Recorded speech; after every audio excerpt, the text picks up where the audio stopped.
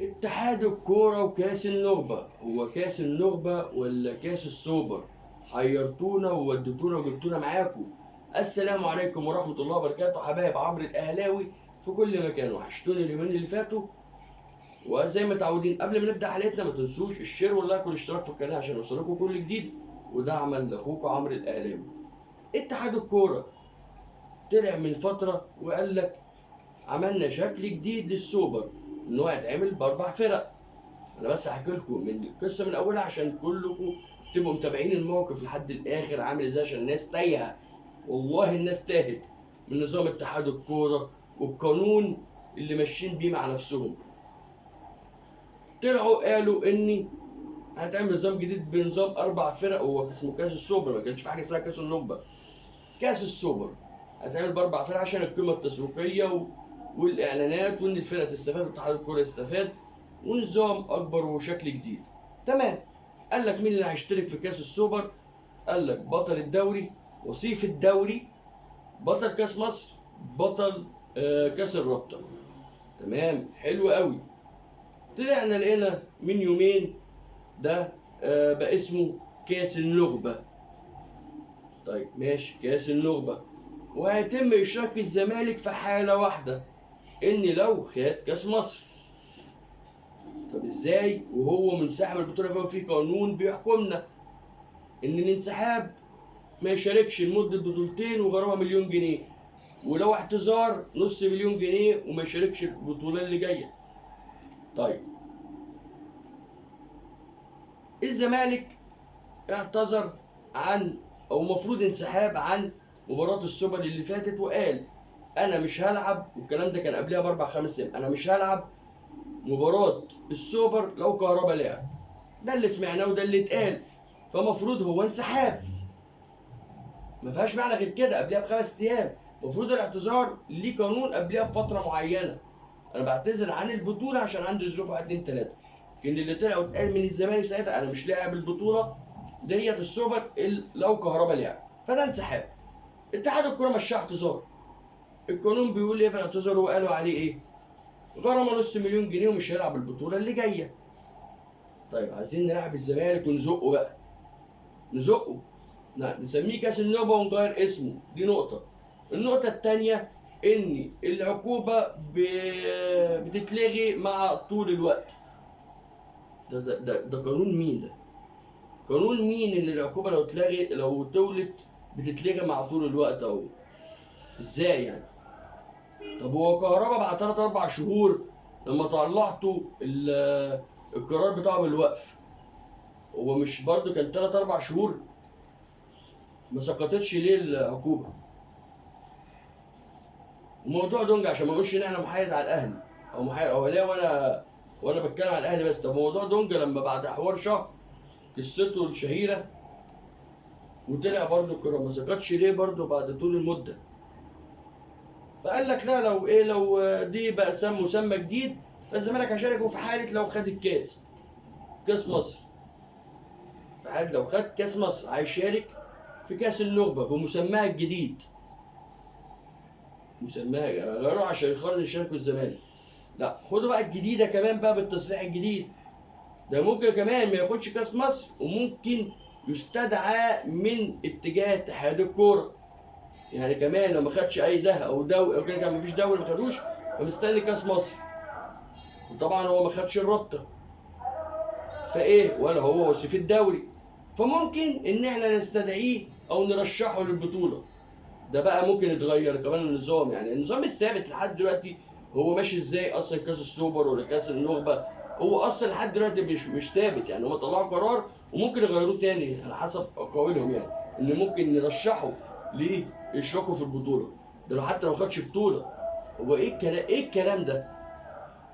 يا جماعه يا جماعه يا جماعه، يعني راعوا جمهور الكوره في مصر وراعوا القانون، مشوها محايده على كل الناس. لو الاهلي كانش خد كاس مصر وكان خد الدوري، كان نفس وكان هينسحب من البطوله دي، مش كنا هنقول نفس الكلام؟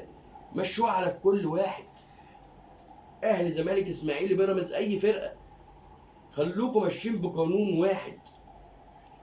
طبعا سمعنا عدل القيعي وردوا على ثروت سويلم. عادل الكيعي بيرد على ثروت سويلم بتصريحاته اللي هو كاس النخبه وغيرنا اسمه نظامه الجديد واشراك الزمالك لو خد كاس مصر. فعادل الكيعي بيقول له يعني هو مش في قانون؟ هو مش اعتذر وانتوا قلتوا اعتذار مش انسحاب؟ ايه نظام ان احنا غيرنا اسم مسمى الجديد فالزمالك ممكن يشارك بمسمى جديد؟ فاتلغى موضوع السوبر، كاس السوبر اتلغى خلاص مبقاش موجود، عشان كده العقوبه اتلغت. ازاي يعني؟ عادل الكيعي بيقول له ايه؟ ما تسميه سوسو احسن، ما تسموش كاس النخبه. وممكن يقول له ممكن نستدعي الزمالك او نرشحه للبطوله. عادل الكيعي بيقول له مش ده اللي انت قلت قبل كده سياده المستشار عايز بطوله؟ مش طلعت قلت قبل كده؟ فلازم نجيب له بطوله، ندخله في بطوله، نحشره في بطوله.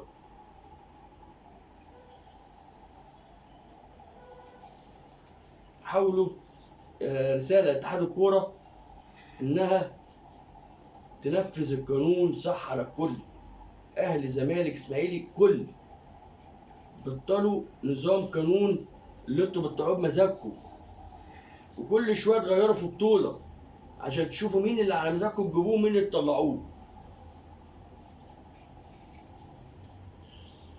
الموضوع التاني اللي بعد كده، لاعب اهلاوي في الزمالك قريبا بعد اسبوع اعلانه، ده سياده الموسيقار. مين اللاعب الاهلاوي؟ ما تطلع وتخليك صريح مع جمهورك، بطل اللف والدوران، ما يعني كل حاجه بقت معروفه دلوقتي، السوشيال ميديا ما خلتش حاجه. مين اللاعب الاهلاوي؟ وانت بتتوه جمهورك عشان هتضرب قلم للنادي الاهلي عشان تغطي على امام عاشور وكهربا؟ مين اللاعب الاهلاوي؟ اقول لكم مين اللاعب الاهلاوي اللي هو بيتكلم عليه سياده الموسيقار. اللاعب الاهلاوي عندنا اول هما اتنين على فكره، يعني بيلمح على اتنين، هو مفيش اي حاجه رسمي لحد دلوقتي حصلت، بس واحد من الاتنين يعني. ناصر ماهر اهلاوي، ناصر ماهر من ناشئين النادي الاهلي ومتربي في النادي الاهلي، اتباع لفيوتشر او اتباع بيلعب في فيوتشر بيع نهائي. ناصر ماهر مش تبع النادي الاهلي، ناصر ماهر اتباع بقاله فتره، بقاله سنتين خارج النادي الاهلي.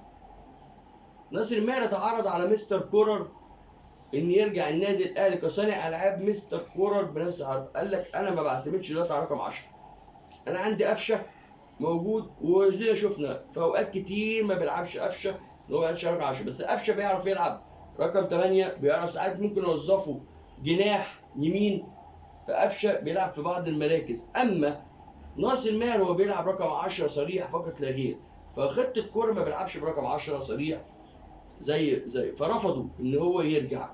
قال لك انا عندي قفشه وعندي القدموسي لو كمل وعندي غيره بيعمل نفس اللي بيعمله قفشه، فمش هينفع، مش عايز ناصر ماهر. ادي ناصر ماهر اول واحد بيتكلموا عليه ان هو اهلاوي في طريقه للزمالك، ان هو دلوقتي اتعرض عليه ان يجي نادي الزمالك وتعرض على فيوتشر. طيب مين اللاعب التاني؟ اللاعب التاني هو بوبو باعترافات بوبو ان هو لاعب اهلاوي، الراجل اعترف ان انا اهلاوي. مشكله بوبو ان احنا قلنا ان النادي الاهلي وقف عن سقفه معين في المبلغ وسحب نفسه، وعن طريق مستر كورة.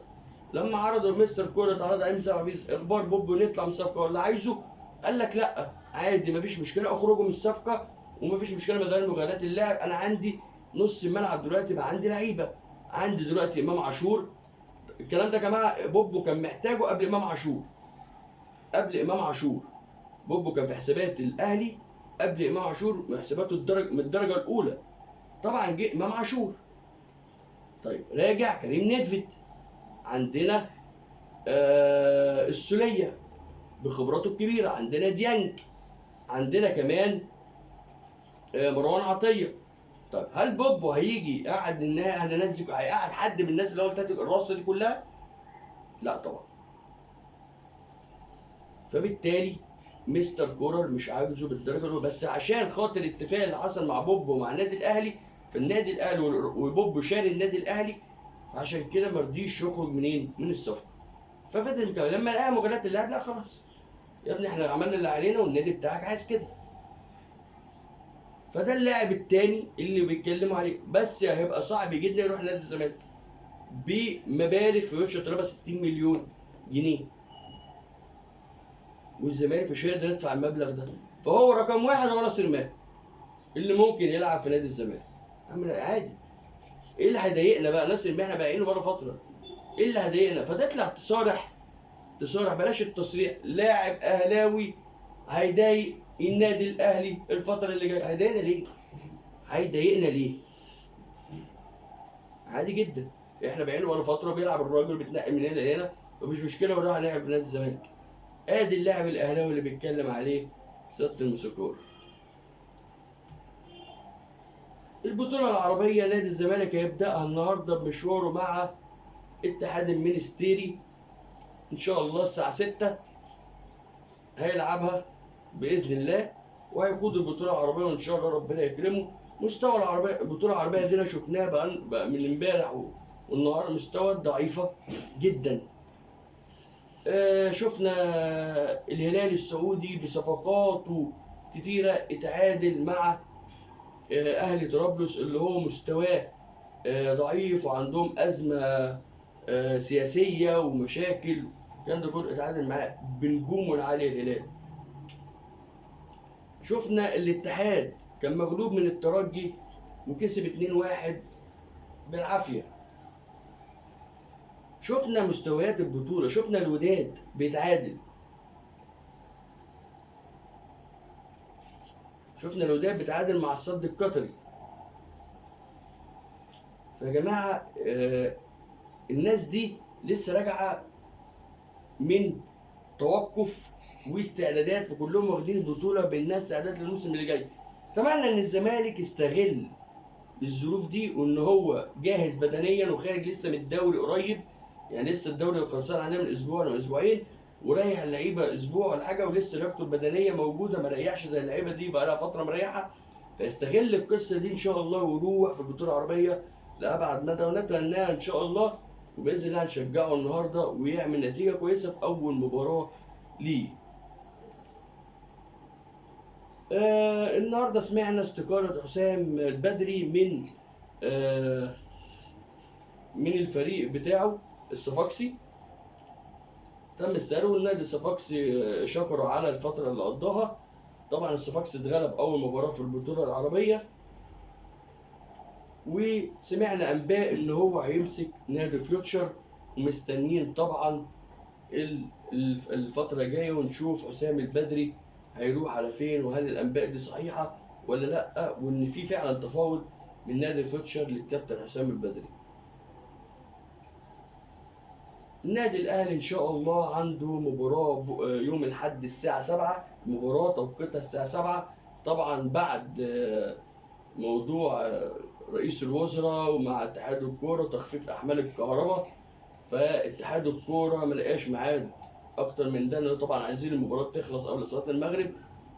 فصعب القرار دوت لعيبه الكوره عشان نلعب المباراه الساعه 5 في الجو ده، او الساعه 6 بالتوقيت الجديد اللي معمول، يبقى الساعه 6 يبقى الساعه 5، او الساعه 5 يبقى كان المفروض 4.